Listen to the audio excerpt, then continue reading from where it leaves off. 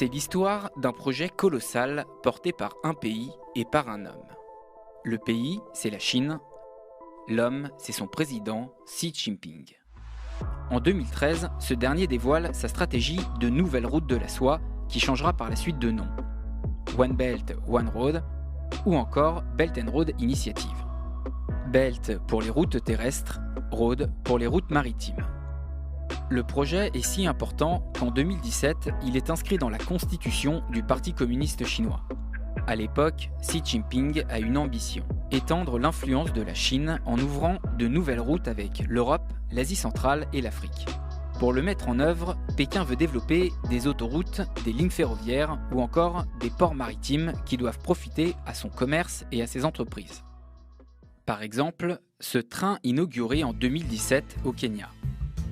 Une ligne ferroviaire de 472 km qui relie la capitale Nairobi au plus grand port du pays. Financée essentiellement par la Chine pour plus de 3 milliards d'euros. Ou encore cet autre train de marchandises qui en 2017 arrive à Londres après 18 jours de voyage et 12 000 km parcourus depuis la Chine. Des projets comme cela, la Chine les a multipliés pour créer un vaste réseau mondial d'infrastructures déjà existantes ou en construction. De la Chine vers l'ouest, en traversant l'Eurasie par voie terrestre, et l'océan Indien par voie maritime.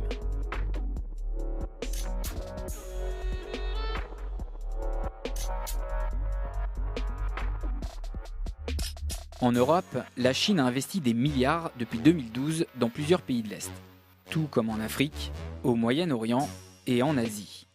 Le plus souvent dans des projets d'infrastructures d'énergie ou de transport, mais aussi d'immobilier et dans les métaux. Et en mars 2019, l'Italie devient le premier pays du G7 à s'engager dans les nouvelles routes de la soie. En signant pour plusieurs milliards d'euros de contrats ou de protocoles d'accords stratégiques, avec des investissements chinois prévus dans les ports de Gênes et de Trieste, et des technologies comme la 5G.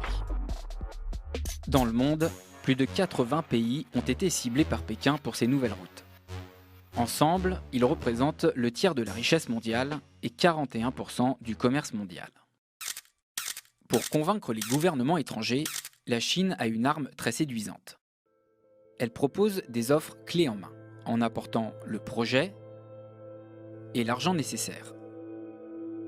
Avec des prêts aux pays concernés pour construire des infrastructures, en contrepartie de quoi des entreprises chinoises sont impliquées, ou avec des investissements, voire des acquisitions, comme ce fut le cas en Europe avec le port de Pirée en Grèce, le plus important du pays.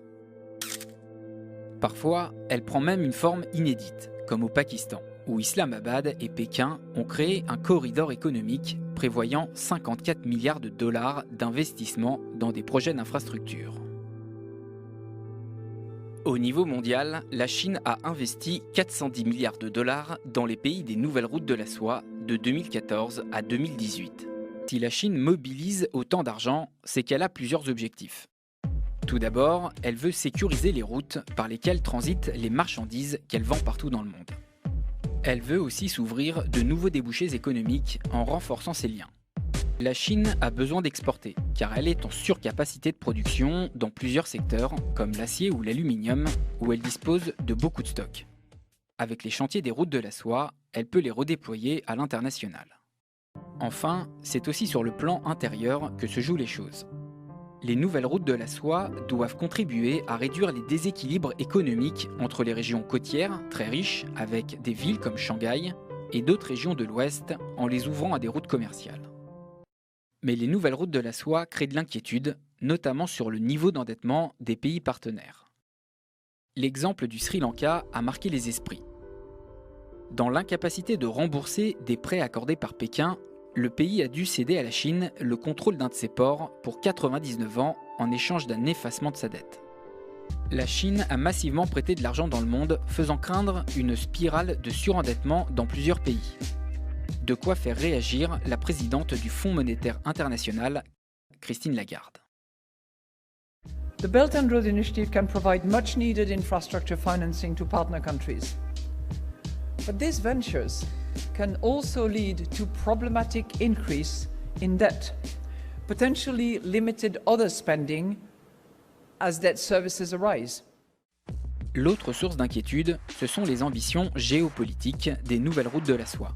C'est ce que révèle un document du ministère de l'économie en France, daté de 2018.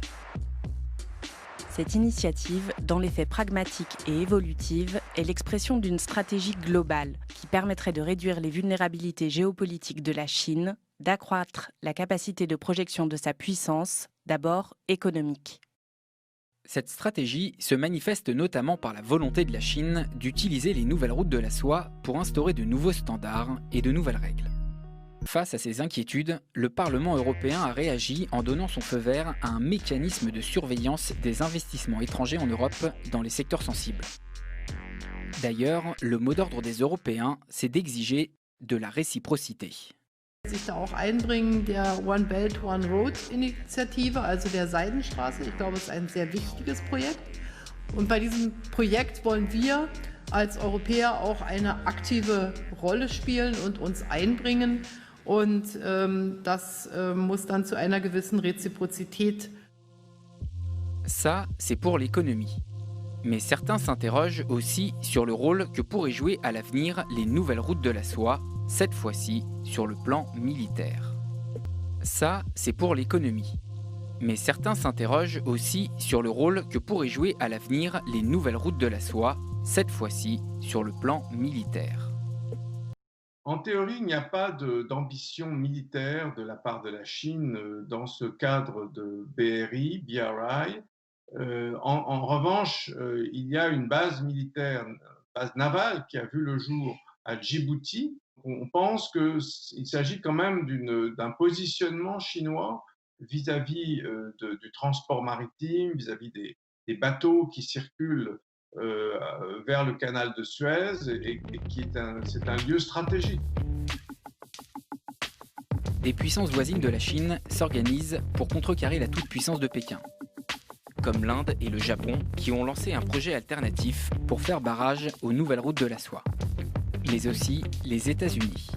Les États-Unis ne sont évidemment pas favorables au Belt and Road Initiative parce qu'ils considèrent que c'est une stratégie géopolitique de la Chine de conquête, d'implantation à travers cette diplomatie des infrastructures, on peut dire. Les nouvelles routes de la soie sont un projet en constante évolution. Au-delà des infrastructures, d'autres secteurs ont été pris en compte.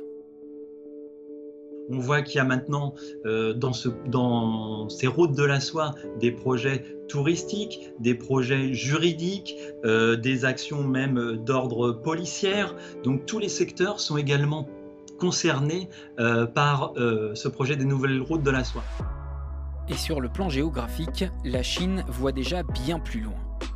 Son prochain terrain de bataille pourrait être l'Arctique, avec une route polaire de la soie si rien n'est fait pour enrayer la fonte des glaces dans cette partie du globe. À moyen terme, l'objectif est de renforcer la Chine comme puissance mondiale. Car la Chine a le temps. Les nouvelles routes de la soie sont un projet d'ici 2049. Une date qui ne doit rien au hasard. Cette année-là, ce sera alors le 100e anniversaire de la création de la République populaire de Chine.